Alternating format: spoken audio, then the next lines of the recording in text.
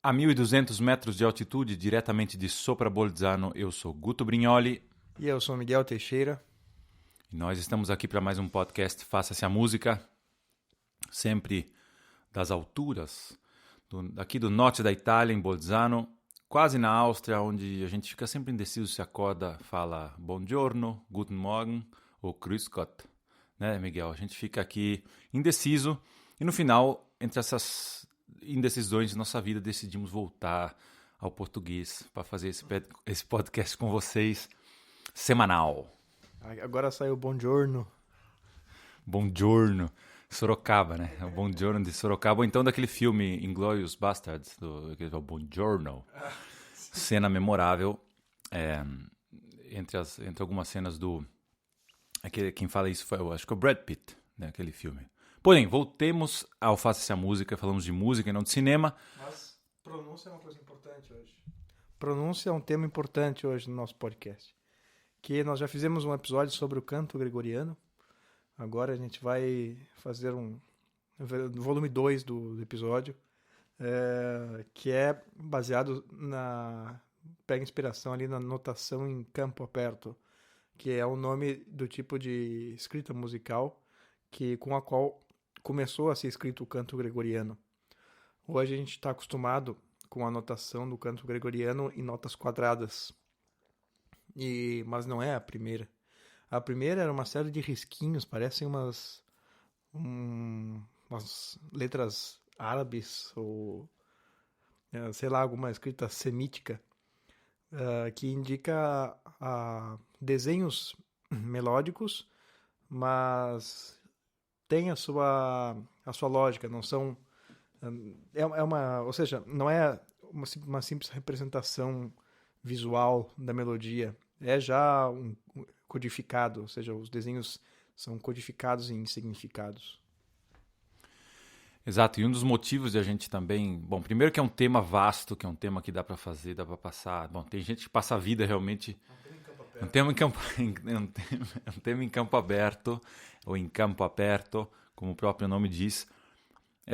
O canto gregoriano que a gente conhece hoje, primeiro que quando a gente fala o canto gregoriano que a gente conhece, já vai aqui dar vazão a muitas possibilidades, né? Porque eu, por exemplo, cresci que eu não conhecia canto gregoriano, na verdade. Porque passei anos indo na igreja, só conhecia Schengelengeden com violãozinho. Talvez o fulano conhece canto gregoriano, mas é um canto gregoriano super misurado, com os tempos super bem definidos, que outros especialistas em canto gregoriano dirão, pelo amor de Deus, não é assim que se faz, não é assim medido. Enfim, pela sua natureza e pela maneira que ele foi trazido ao longo dos séculos, ou melhor, ao longo dos milênios, enfim, dá vazão a muitas maneiras de conceber. E o que a gente está falando agora especificamente de a notação em campo aberto seria uma das primeiras notações, né, que foram utilizadas no canto gregoriano, e como bem disse o Miguel, não é completamente diferente da ideia que a gente tem de partitura, né? Quer dizer, são símbolos, quase uma escrita, um sânscrito, talvez seja mais próximo, não sei, do que parece. Talvez a gente coloque umas fotos ali, ou imagens, né, no podcast, nas nossas páginas, nas nossas redes sociais, para as pessoas terem uma noção.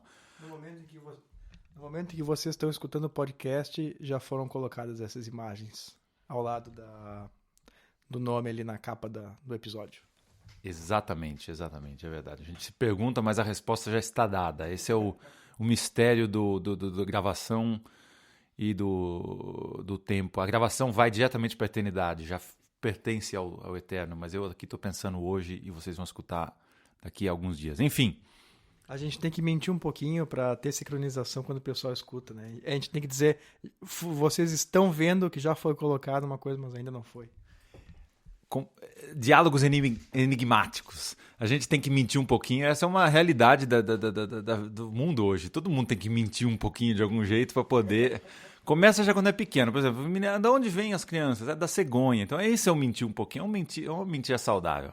Okay, voltamos ao canto gregoriano. Por que a gente começou a falar de canto gregoriano também? Porque eu e o Miguel, nós fazemos parte aqui de uma escola cantorum.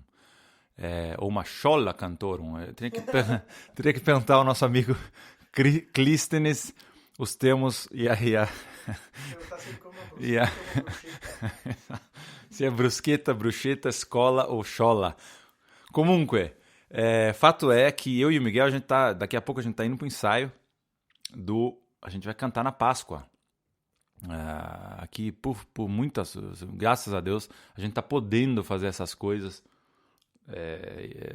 Muito que às vezes são consideradas criminosas. Cantar em uma missa, por exemplo, no dia de hoje, nos dias de hoje, pode ser uma coisa profundamente subversiva.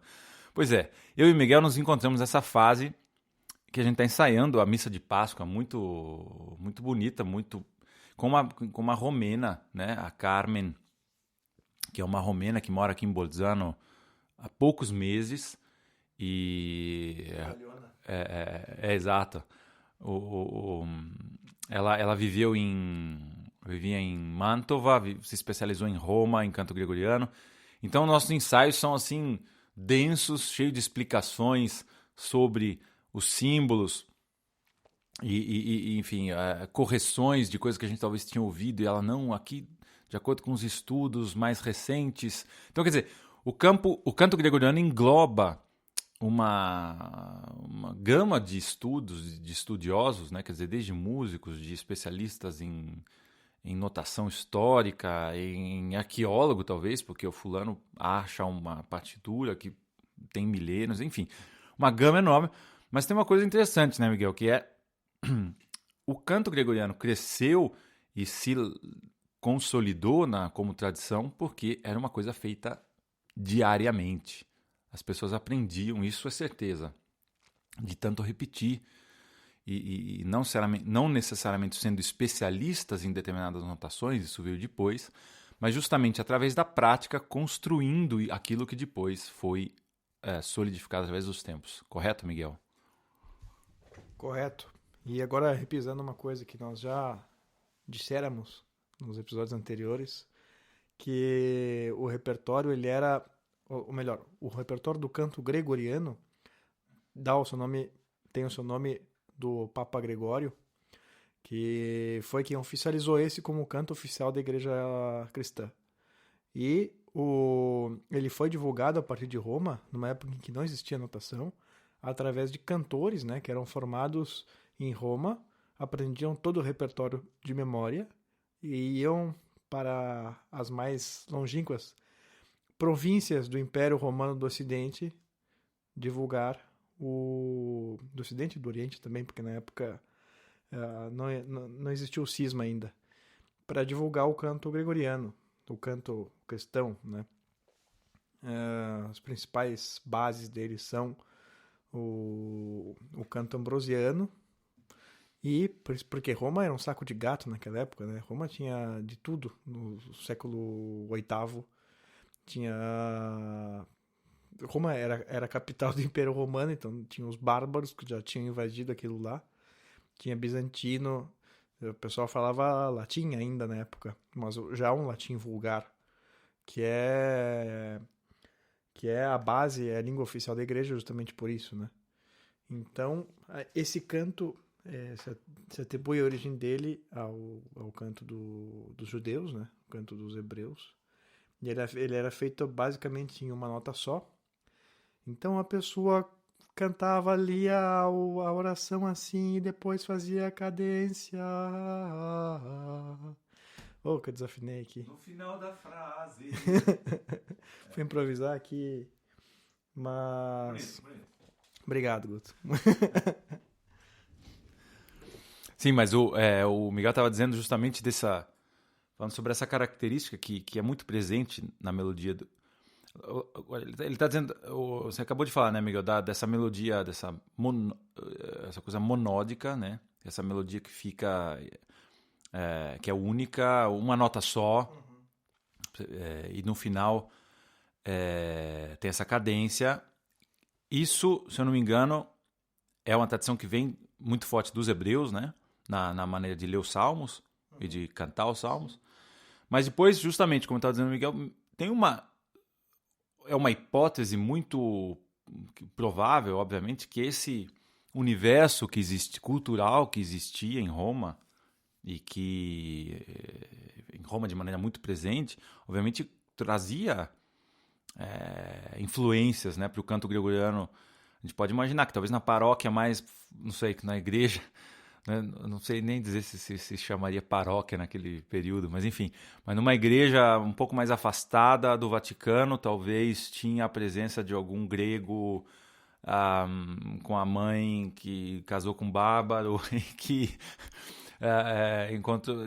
encontrou com outro que vinha do reino, de outro reino, enfim, e começava ali se juntar influências culturais que certamente, como eu disse, no dia a dia dessas igrejas, com o passar dos anos foram as influências musicais foram se amalgamando de alguma forma no canto gregoriano.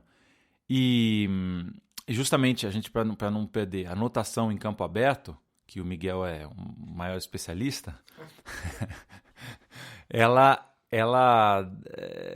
é muito ampla também e dá conta de um pouco das diretrizes na interpretação do canto gregoriano.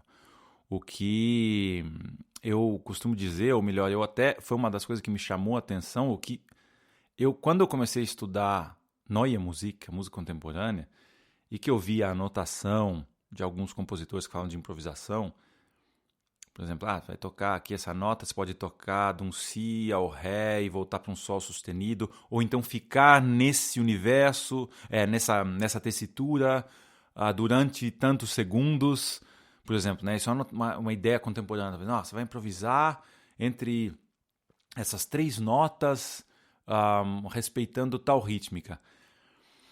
Mutatis mutandis, quando você vai olhar uma partitura de canto gregoriano, existe uma certa liberdade de intérprete para intérprete dentro daquelas notas escritas.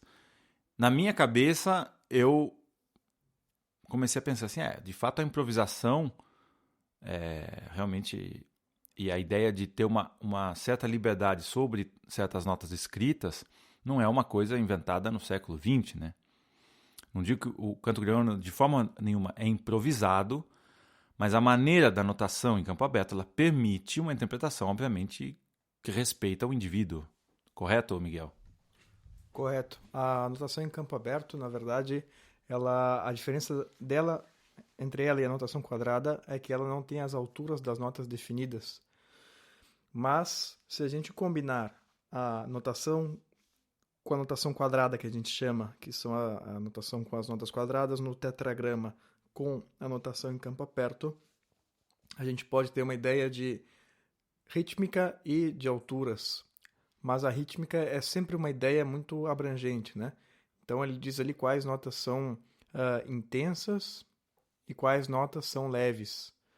E isso é interessante porque a rítmica é dada pelo acento das palavras, pelas sílabas tônicas. Então,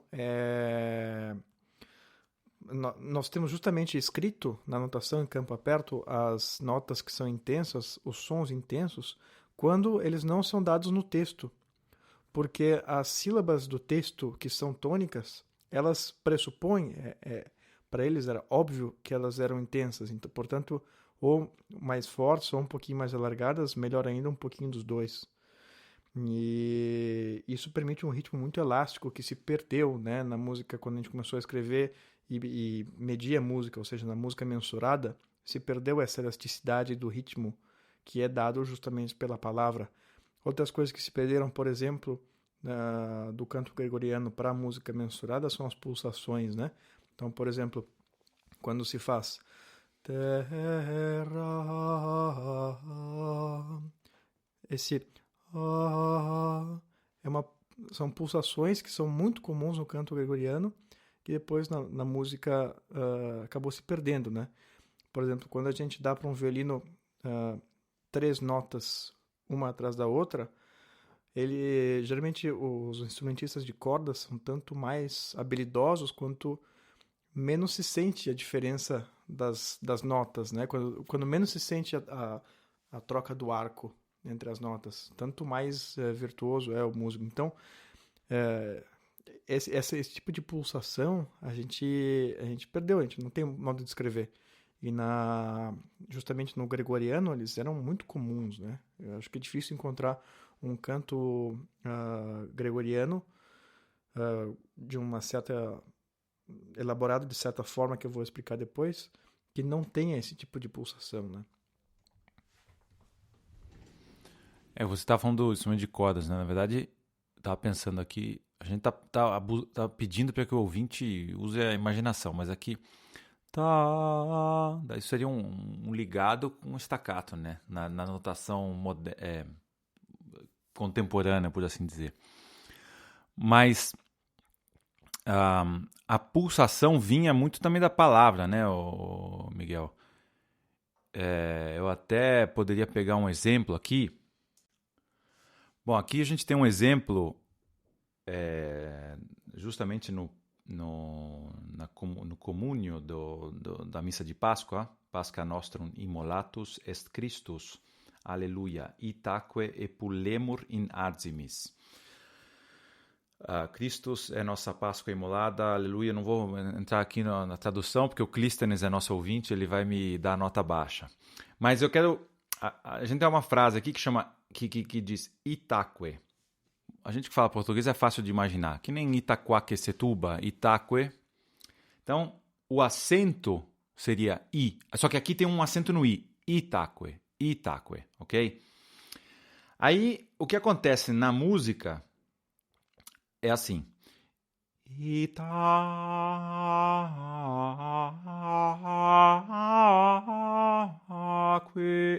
E assim por diante. Como é que vem pensado o acento musicalmente aqui? Então a gente poderia pensar, Itaque. Mas a ideia musical aqui para acentuar é fazer um ritmo curto. Ita. Quer dizer, tá claro o conceito? Eu tô olhando pro Miguel aqui para ver se tá claro. Se ele fizer que tá claro, eu continuo. Se não tiver claro, eu repito. Então eu continuo explicando. Quer dizer, o canto gregoriano, o respeitar o acento não quer dizer necessariamente cantar mais forte, mas é você, de alguma maneira, fazer com que se preste atenção na proposta. Ou seja, no caso aqui, você também dá atenção para o acento sendo curto. Ita. Quer dizer, eu não precisei fazer ita. Dá para ouvir, né?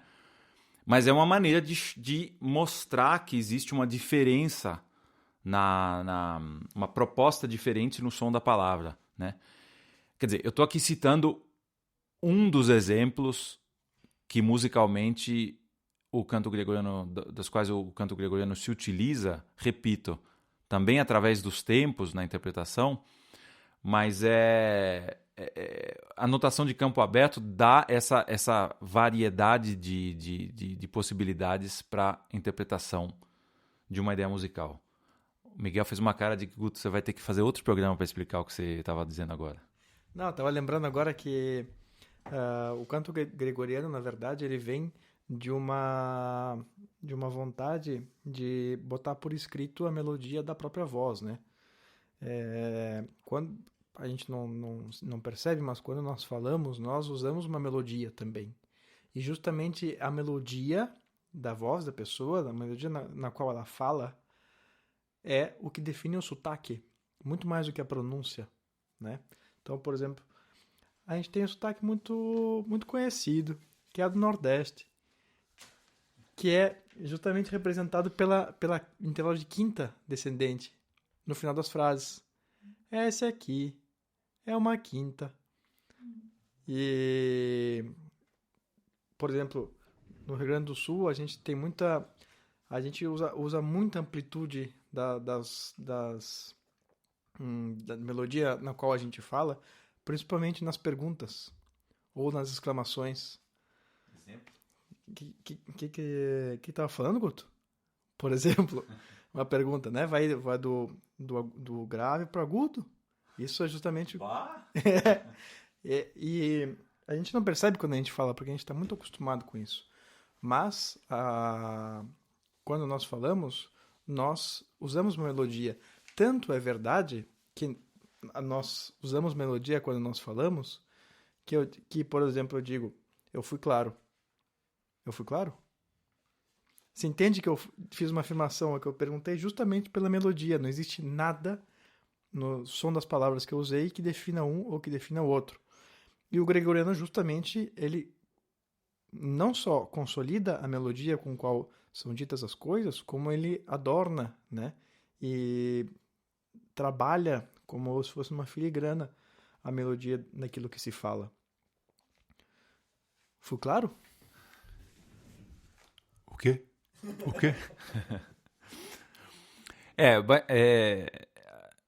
Miguel, acho que você vai concordar comigo que, na verdade, a primeira vez que eu tive um professor de canto gregoriano, que eu fui numa aula onde estavam explicando o campo aberto, eu não entendi nada.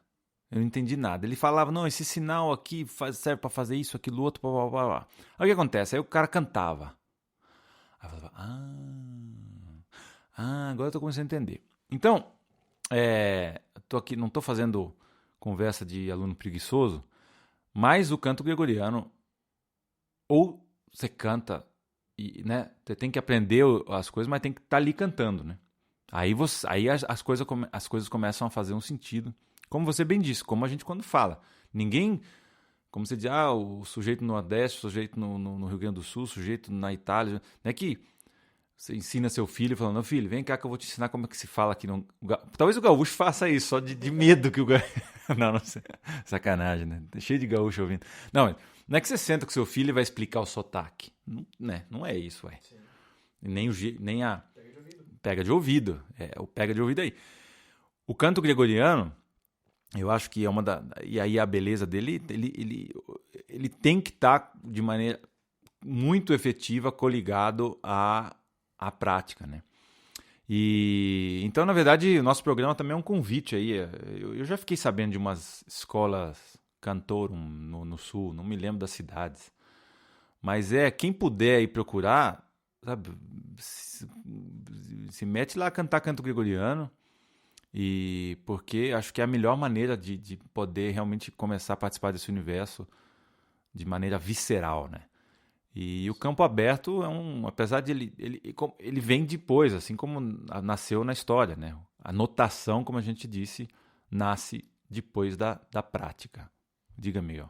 Eu ia fazer uma piada de humor negro aqui, que a cidade do Rio Grande do Sul, onde fizeram a escola cantora, era São Miguel das Missões. São Miguel das Missões. Não, peraí que agora o humor negro que eu... São Miguel das Missões que foi destruída e todo mundo morto, né? Bom. Na época. Aqui faltou o meu... tá vendo, gente? A gente faz o programa que é gravado, mas é ao vivo. O time... O programa tem essa coisa, né? Que a gente não vai ficando cortando e editando, não. Eu não sabia da história, não me lembrava de São Miguel das Missões, eu falo mesmo, não lembrava. Explica aí, Miguel. Conhece o filme Mission, com a música do Ennio Morricone? Que era a história do Rio Grande do Sul, São Miguel das Missões. Tá. Mas ali puseram um sotaque completamente fora do gaúcho. Sacanagem. Se tivesse sido gaúcho, era melhor. Miguel, a gente já deu bastante input. Input parece até latino, né? É latino mesmo? Input. Essa é a pergunta que a gente pode deixar no ar. Não é, input não é latino, não. Mas poderia passar. A gente, se falar ninguém desapercebido, nem vai perceber que... O problema é conjugar o verbo input. Input, e tem para você saber, é o output, né? Então dá para saber que output não é latino, então input não tem nada a ver com latino. Mas enfim, a gente vai ficando por aqui. Vamos para o nosso ensaio de canto gregoriano. Acho que a gente podia até gravar alguma coisa, né? E soltar ali nas nossas redes sociais. Vamos pensar sobre isso e aí vocês vão ficar sabendo. Fiquem atentos, não só ao podcast essa semana, mas deem uma olhada lá no Twitter, no Instagram e no Facebook, justo? E a gente fica por aqui. Uma boa semana para vocês. Eu sou Guto Brignoli, esse é o Faça Essa Música. Um grande abraço, até segunda-feira.